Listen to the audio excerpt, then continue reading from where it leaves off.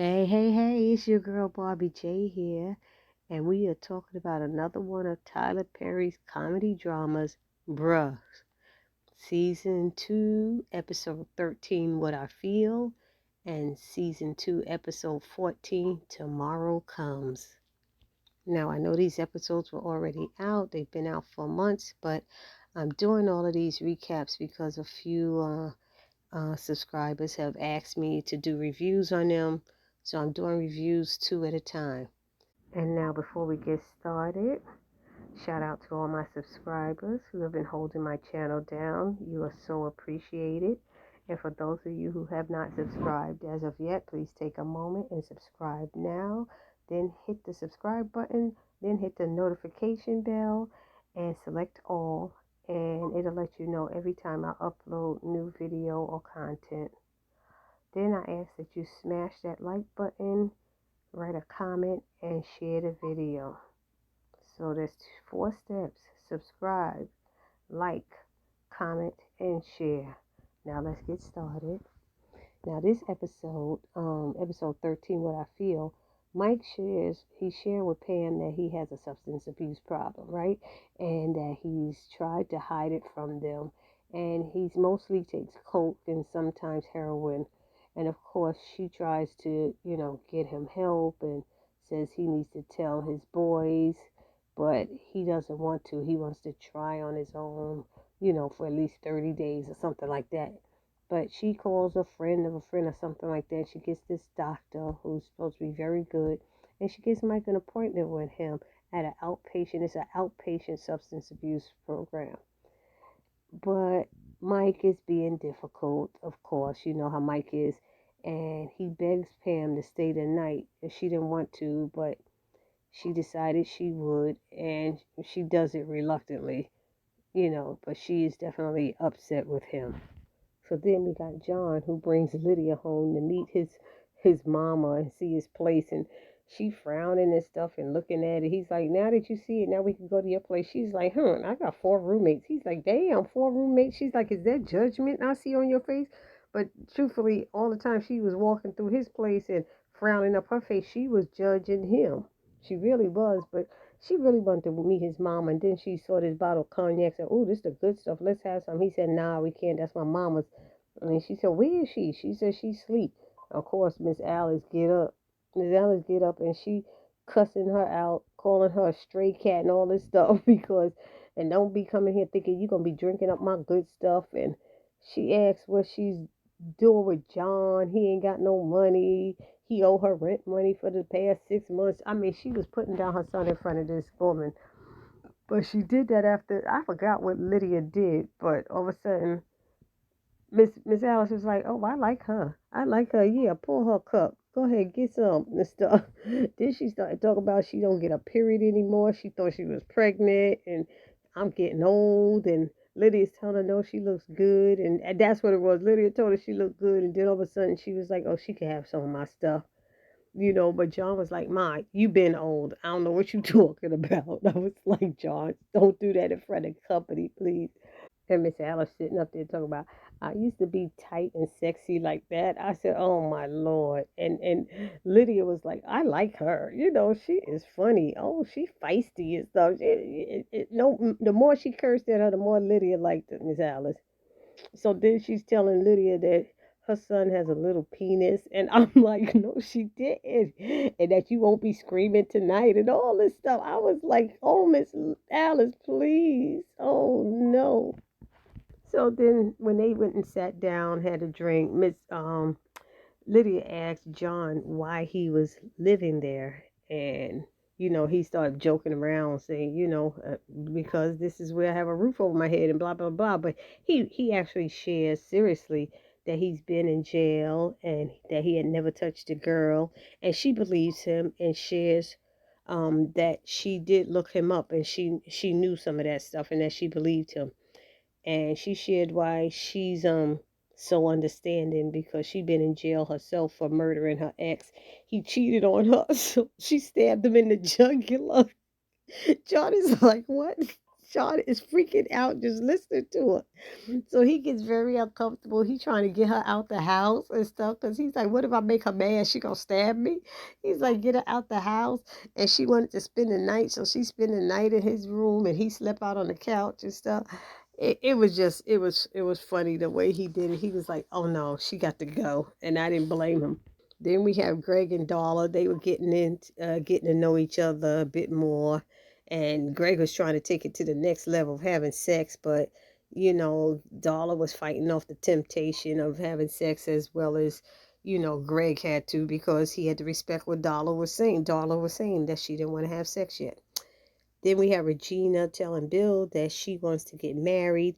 And he's like, yeah, that's the plan. She said tomorrow at the Justice of the Peace. And he was like, what? And all his boys, when he runs to everybody's house to tell them, they all sitting there going, well, you broke up her wedding. What did you think she's going to wait another 3 years? Because that's what he was thinking. So Bill agreed that he would marry her the next day, but he really, really wasn't ready for it. And what else? And it ended with her Regina asking that, telling him she wanted to get married tomorrow. Then the next episode, which was 14, Tomorrow Comes, um, Bill shows up at Tom's apartment early in the morning, like 5:30 a.m. to talk, and Greg answers the door because Tom is not there, and he informs him he's not there about his moms and everything. So he said, I guess I got to talk to you. So he talks to Greg about his second thoughts about getting married that day and thought she'd wait 2 or 3 years. And he said, after crashing her wedding, I don't think so, Bill. And Greg is like, really? Are you serious about that? And I'm sitting there going, really, Bill? Are you serious about that? I was saying to my damn self. So he was like, she was almost at the freaking altar and you broke it up. And now you think she'll wait 2 or 3 years. So anyways, Greg told him that he better jump to it and go and get that suit and get married. So he goes back home and he lies to Regina about where he was. And then he left again saying that he was going to get his a blue suit to match the sundress that she's gonna wear. It's at the cleaners. But instead he went to talk to see John at the sandwich shop. And John reminds him that he broke up her wedding and then proposed to her. But while asking John what to do, Regina walked into the doggone sandwich shop and heard what Bill was saying. He was so busted. I mean, so busted. And so they kind of have it out in the sandwich shop, and John walks away, because he don't want to be in the middle of it. But in the meantime, he's concerned about Lydia's past, and he barely wants her to touch him. He told his mom about her that morning when they got up. John told his moms about Lydia and that she had, stabbed her boyfriend in the jugular for cheating, and she was calling her the little slice and stuff. She was saying she likes her even more now because she know how to cut a man. I said, oh my God, Miss Alice is crazy. So when Lydia got up, Alice was there calling her. She was right at the room door talking about, hey, little slicer, how you doing, little slicer? See, I heard you know how to cut well. So when John was trying to make up excuses, no, she's talking about a slice of bacon and cut the rug, dancing and all this stuff. He was making up all kind of stuff. So anyway, Miss Alice finally leaves, and then he tries to get Lydia to leave, and he's saying goodbye to her and stuff, and she's like, he refusing to kiss her. He don't want to kiss her. He don't want to do nothing with her. He just want her out. She's like, can I get my keys, and stuff? And he was like, yeah, fine. And it was just too funny the way he was acting. I just was laughing because he is like, I don't have nothing to do with her right now. She gonna get that mad and kill you because you cheated. So he gets to work and Miss Alice says, oh, so you finally made it. Any stab wounds on you? He was like, Ma, that's not funny. Ma, it's not funny. That's all he kept saying is, Ma, it's not funny. He was scared as ish. And I'm telling you, he really was. Then we have Mike. Mike was resisting Pam's help. She's trying to help him, and they had an appointment, which she got a special appointment for him, and Mike blew it off, said he got to go to work, Said he had an important board meeting or something, and he'd see the doctor after work. And Pam was trying to tell him the doctor may not be available. They made a special, case, a special time for him or something like that. And he was like, look, don't make me regret telling you. She was like, what the freak? She was like, she's already mad at him because he don't want to tell his friends. He can't do it alone. She keeps trying to tell him, you need all the support you can get, and you need to tell your friends. And so he's totally against it. So he didn't care that the guy may not be available for him, the doctor. So he left anyway and went to work, and he called Greg and told Greg he needs to talk to him in person. So they decided to meet up later after work. But Greg kept saying, is everything all right? Is that, how they repeat the lines on the show? They repeat the lines like 2, 3 times. It's just crazy. It's like, oh, we could shorten this whole episode if you would just say it once and keep it moving.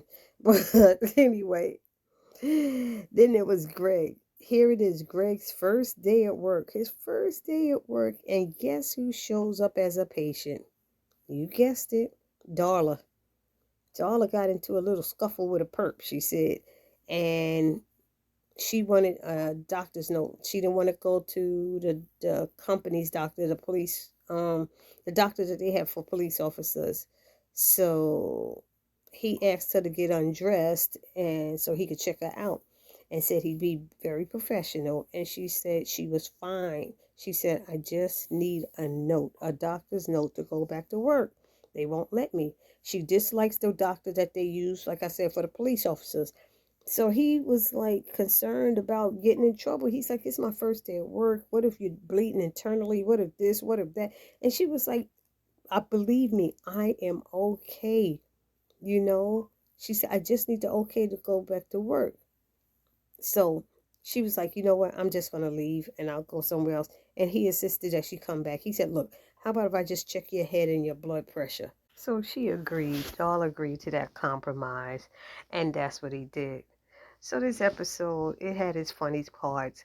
The cliffhanger at the end was, of course, Regina walking in and catching catching Bill telling John that he can't marry her, and John's like, well, what's the problem? And Regina was behind him saying, yeah, what's the problem? She said, I should have known. And he's like, you should have told me that she was standing behind me. He's like, I didn't see her standing behind me. He's so focused on the bull that he was talking, that Bill was talking, that John didn't even pay attention to who was coming in the store. So that's just how the episode ended. Let me know your thoughts on these 2 episodes, and let me know if I missed anything. And again, if you haven't subscribed, take a moment and subscribe now. And I'll see you in the next video. This your girl, Barbie J, saying peace.